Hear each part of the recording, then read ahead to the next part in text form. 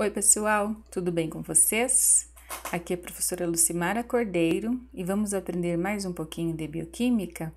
Hoje nós falaremos sobre uma via chamada de gliconeogênese, que é uma via muito utilizada pelo nosso corpo para a produção de glicose nos períodos de jejum. Vamos lá aprender então? Como essa via é diretamente relacionada com a glicólise, que é feita principalmente nos períodos de alimentação, né, no estado bem alimentado, eu sugiro que vocês assistam também a videoaula aí sobre a glicólise, ok? Está disponível aí no canal. Então, vamos lá. No período bem alimentado, nós vamos ter um aporte de nutrientes, de carboidratos, de lipídios, proteínas. Então, como a aula é relacionada aos carboidratos, né? Então, nós vamos falar principalmente dos carboidratos. Eles vão ser absorvidos, né? E a glucose vai chegar no nosso sangue e vai ser utilizada pelas células, né? Estado bem alimentado. E agora, no outro lado, no estado de jejum, como que funciona? No estado de jejum, nós não vamos nos alimentar e o nosso corpo, então, tem que usar as reservas que nós temos, reservas de carboidratos e reservas de lipídios. Os carboidratos, né, são estocados principalmente no fígado, né, na forma de glicogênio. O glicogênio também é estocado no músculo, mas ele é utilizado apenas durante o exercício físico, não é usado no jejum, né, a glicose vinda do glicogênio muscular não pode sair do tecido muscular e ir para o sangue, por isso que ele não ajuda aí nos períodos de jejum. E o glicogênio do fígado, sim, tá? Mas o estoque de glicogênio, ele é limitado, tá? Ele vai suprir aí a demanda de glicose do nosso sangue por apenas aí 12 a 24 horas, tá? Então, o que acontece? Nós temos tecidos que são muito exigentes com relação ao uso dos nutrientes. Então, aqui como mostra essa tabelinha, então vejam lá, né? O cérebro, ele é muito exigente, ele prefere aí, né, usar apenas os carboidratos como sua fonte de energia. As hemácias e leucócitos também, a medula renal, a retina e a própria mucosa do intestino somente são capazes de utilizar carboidratos para sua fonte de energia. Então, para esses órgãos é muito importante que, né, os níveis de glicose sanguíneos sejam mantidos, né? Aí que entra em ação essa via de hoje, que é a gliconeogênese, que é a síntese de glicose a partir de substratos que não sejam carboidratos, tá? Que nós vamos ver aí, que é o lactato, aminoácidos e o glicerol, ok? Outros tecidos, no período de jejum, como mostra essa tabela, podem usar os ácidos graxos, né, vindo do tecido adiposo, como também os corpos cetônicos que vão ser produzidos no fígado nesse período de jejum, tá? Vindos também da oxidação dos ácidos graxos. Então, vejam que o cérebro é um grande consumidor de glicose, né? 120 gramas por dia e as hemácias em torno de 30 gramas diário. Essa quantidade corresponde a 75% do total, né, de glicose oxidada no dia por um adulto, independente da atividade mental, ou seja, se você está aí super ativo, né, trabalhando, pensando, ou se você está aí dormindo, relaxando, ok? Então, o cérebro é muito importante, né, consome bastante carboidrato, glicose, por isso a importância da gliconeogênese que nós vamos aprender aqui, beleza? Então, vamos lá. Nesse gráfico, nós vamos ver, né, o que acontece com os nutrientes e com os níveis hormonais com o passar aí das horas, certo? Então, as horas de jejum, né, até 24 horas, nós vamos ver aí, como eu comentei, o glicogênio hepático, então, vai diminuindo, como eu comentei, o estoque de glicogênio ele é limitado, então aí com 12 ou 24 horas ele já está em níveis muito baixos, né, próximos aí de zero. Os níveis sanguíneos de glicose baixam no primeiro momento, mas o corpo aí mantém a normoglicemia através, então, dessas vias que nós vamos ver, a glicogenólise, que é a quebra do glicogênio, e a gliconeogênese, que é a síntese de glicose a partir de outras moléculas, né? Olha o que acontece com os corpos cetônicos no sangue, né? Vão aumentando e, consequentemente, no jejum, o hormônio predominante aí é o glucagon e os níveis de insulina diminuem, né? Então, esse é o perfil, né? O panorama aí do jejum, né?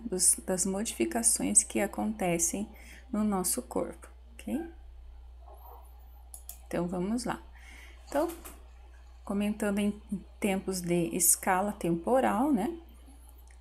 Do jejum, primeiras 24 horas, nós vamos usar o glicogênio hepático para manter a normoglicemia e depois, né, começa a aumentar, né, desde aqui umas 8 horas, começa a aumentar a gliconeogênese e pode observar aí que depois de 24, 48 horas, ela é a única fonte de glicose para o cérebro.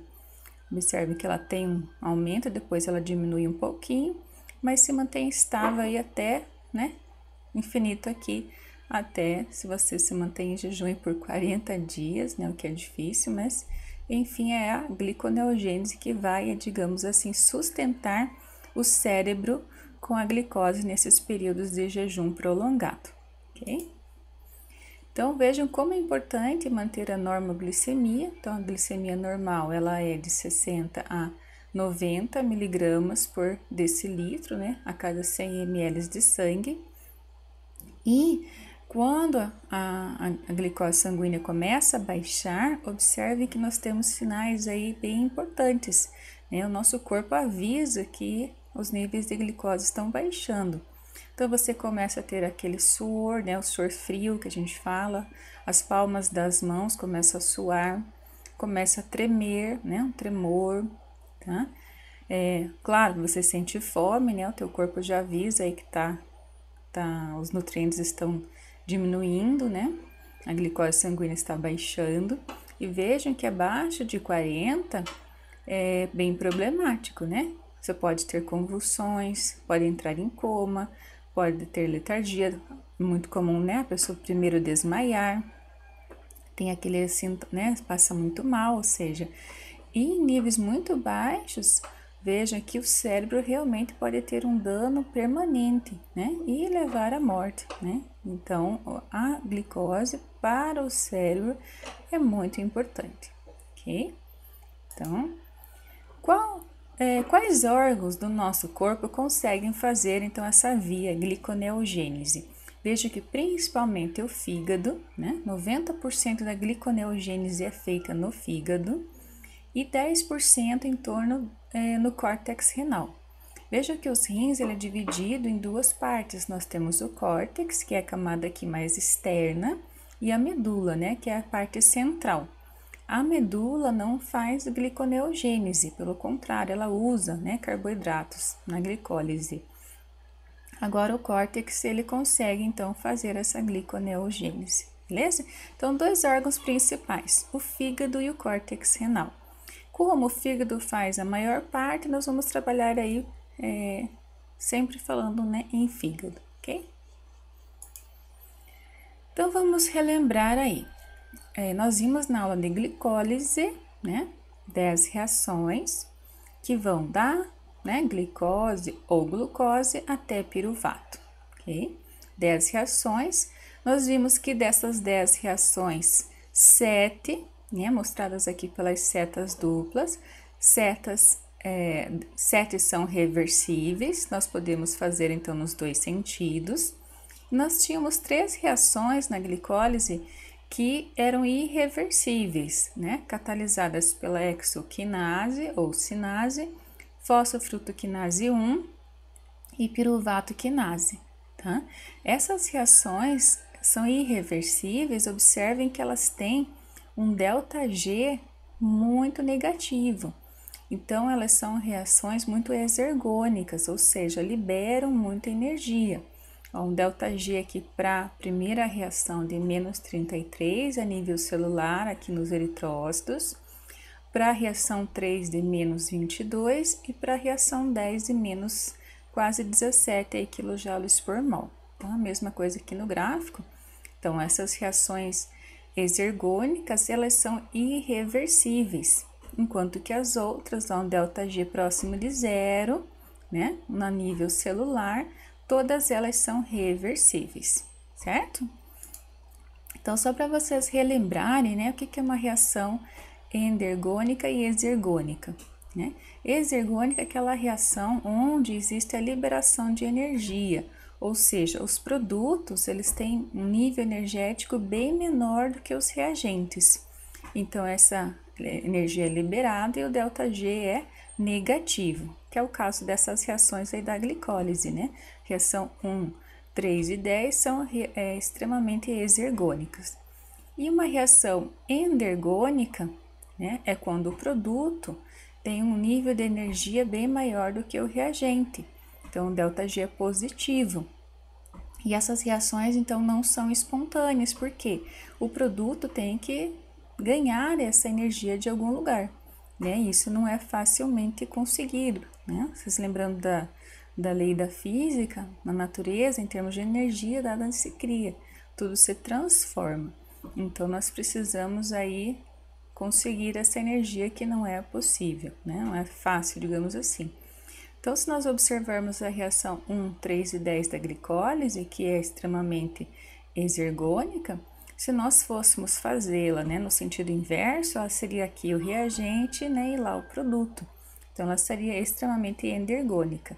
Então, por isso que elas são reações irreversíveis a nível celular, ok? Então, o que a glicólise tem que... A gliconeogênese, né, tem que fazer, né? Nós precisamos produzir glicose, mas nós não conseguimos usar essas três reações, né, A1, A3 e A10 da glicólise, porque elas são irreversíveis. Então, nós temos que achar aí alguns desvios, né? Nós vamos ter 3 desvios mostrados em azul aqui na figura, tá? Um feito, catalisado aqui, né, pela piruvato carboxilase, PEP, né, que é fosfenol piruvato carboxiquinase, frutose 1,6-bifosfatase e glicose 6-fosfatase. Então, nós temos 4 enzimas diferentes, né, na gliconeogênese, ok? E o que eu trago, né, essa atenção importante que causa sempre dúvidas, né, nos alunos, é que na figura, geralmente nas figuras do livro, para ficar assim mais visual, o piruvato, né, coloca aqui na glicólise, né, glicose até piruvato e gliconeogênese piruvato até glicose, ok? Mas, né, esse piruvato que está mostrando aqui na gliconeogênese não é esse piruvato que está vindo da glicólise. Por quê?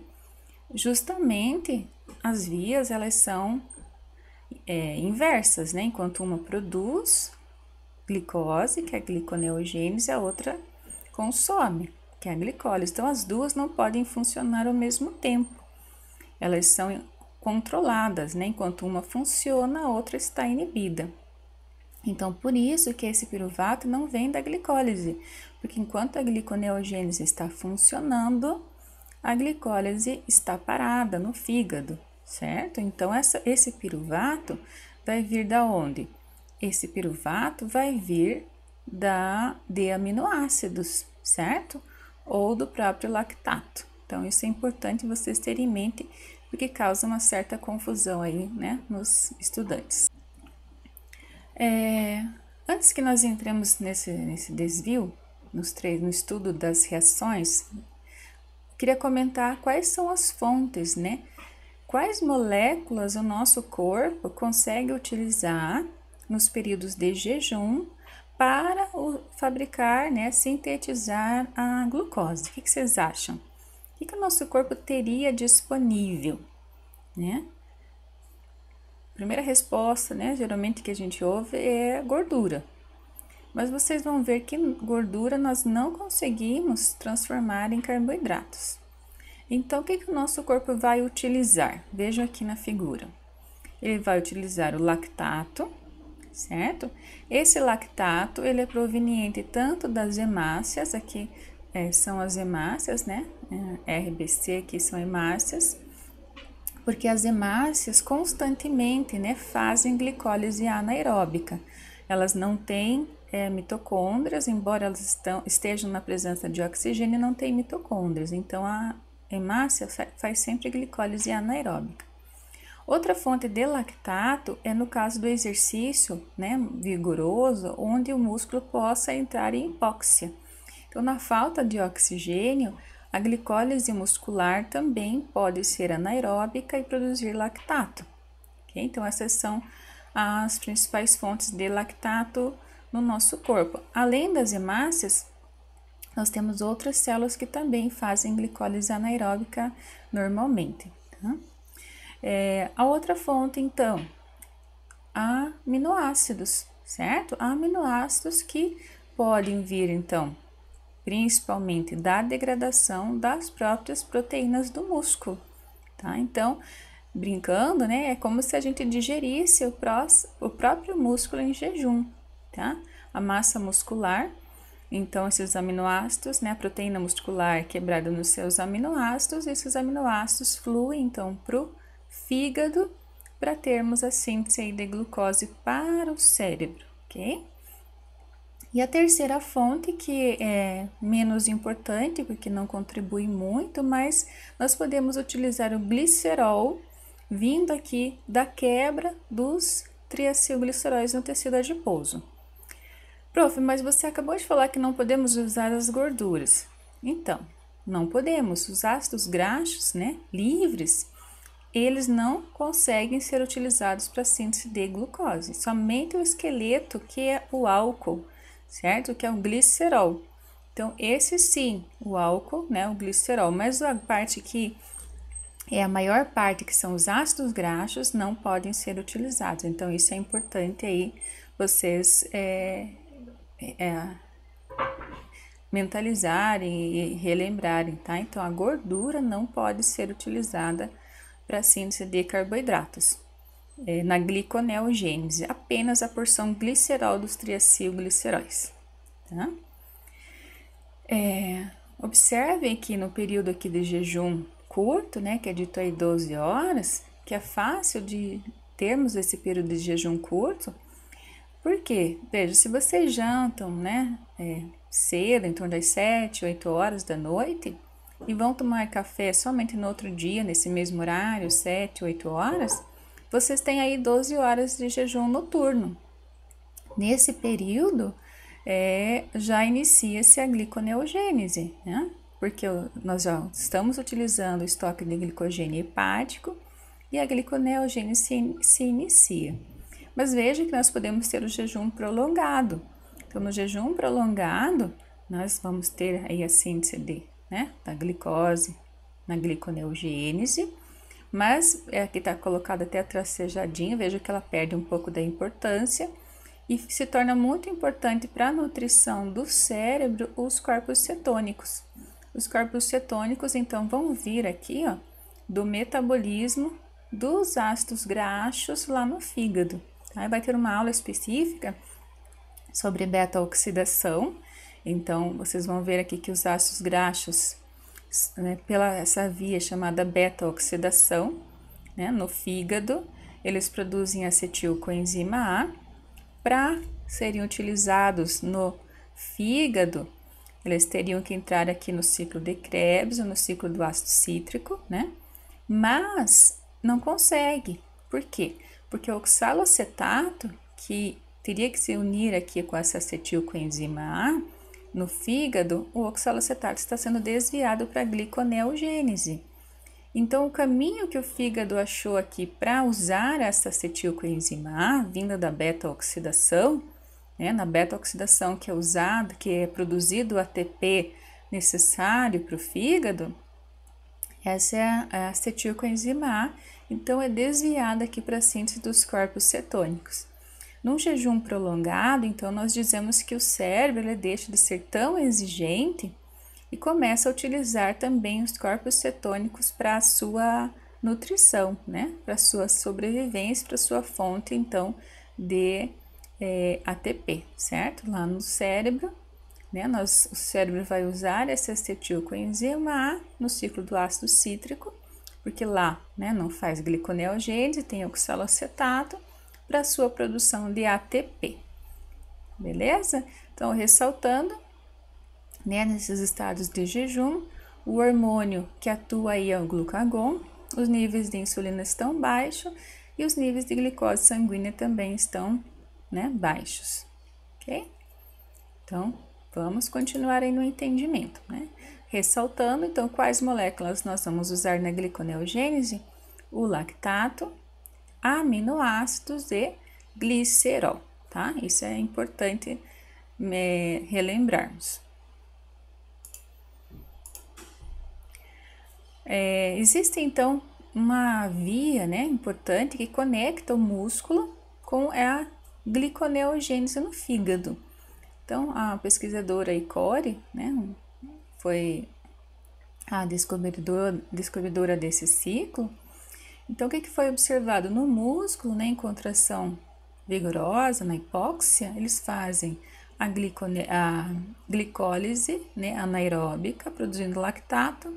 Lactato vai para o sangue, chega no fígado, o fígado utiliza esse lactato para síntese de glucose e manda para o sangue novamente. Então, e o músculo pode utilizar. Então, nós temos esse ciclo aí chamado ciclo de Cori, ok?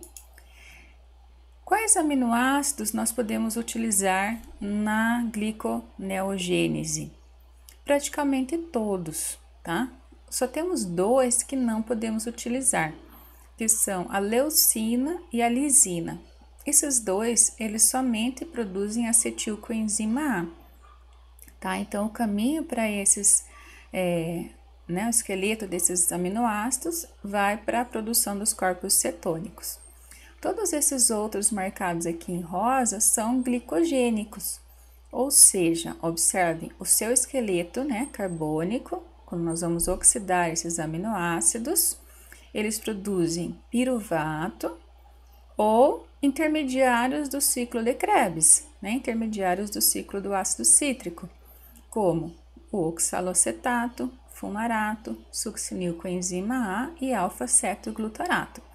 Então, todos esses, né, aqui à medida que o ciclo vai funcionando, produzem oxalocetato, e o oxalocetato, então, vejam aqui a flechinha, vai ser desviado para a síntese de glicose na gliconeogênese, ok? Uma outra possibilidade, então, que existe, no músculo, nós podemos, então, fazer o metabolismo dos aminoácidos para produção de energia. Consequentemente, os aminoácidos têm o nitrogênio, então o grupamento, né, que tem nitrogênio, o grupamento amino, para ser excretado, ele tem que ser encaminhado para o fígado. Então, aqui existe a união, então, de 2 vias.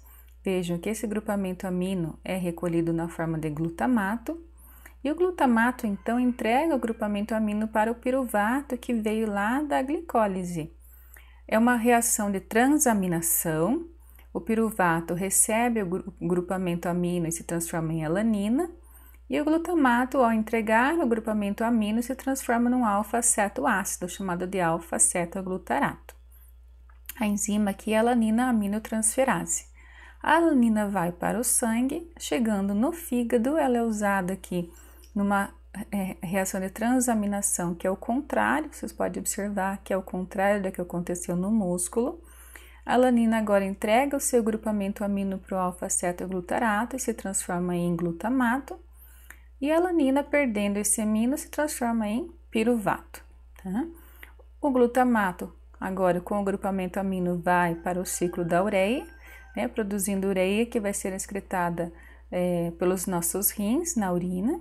E o piruvato é usado, então, na gliconeogênese hepática e o ciclo recomeça, tá? Esse ciclo é conhecido como ciclo da glicose alanina, ok? Então vamos lá, né? Entender aí agora o primeiro desvio, já que nós sabemos quais são as moléculas utilizadas, né? Vamos recomeçar aí. Então, pessoal, como eu comentei para vocês, a alanina é transformada até piruvato, né? O lactato também é oxidado até piruvato por ação da enzima aqui lactato desidrogenase. O piruvato entra na mitocôndria e aqui eu queria ressaltar para vocês esses dois caminhos, né? Se nós estivéssemos no estado bem alimentado, né, esse piruvato teria vindo lá da glicólise, né? E seria transformado até acetilcoenzima A, por ação da enzima piruvato desidrogenase, e esse acetilcoenzima A, então, entraria no ciclo de Krebs ou ciclo do ácido cítrico para a produção de energia, tá? Mas esse caminho aqui, ó, no jejum, está bloqueado. Observem que a piruvato quinase e a piruvato desidrogenase estão inibidas, tanto de maneira alostérica quanto covalente. Então, qual que é o caminho que esse piruvato, vindo dos aminoácidos ou do lactato, pode seguir? É esse aqui da gliconeogênese. Ele vai ser transformado em oxaloacetato por ação dessa enzima, piruvato carboxilase, que é uma enzima que usa como coenzima a biotina. Observem que tem gasto de energia, né? O ATP vai ser fosforilado, vai ser degradado aqui até ADP e fosfato inorgânico. E esse oxaloacetato agora precisa ir para o citosol, né? Mas tem um problema, ele não tem um transportador na membrana mitocondrial interna, tá? Então, qual que é a estratégia aí que ele achou para sair? Ou ele vai abrir mão, vai usar aí, né, abrir mão de uma lançadeira chamada de malato-aspartato, ele sai como aspartato, ou ele vai ser reduzido até malato, né? Malato tem transportador e passa pela membrana mitocondrial interna e vai para o citosol. Qual que é a vantagem desse outro caminho?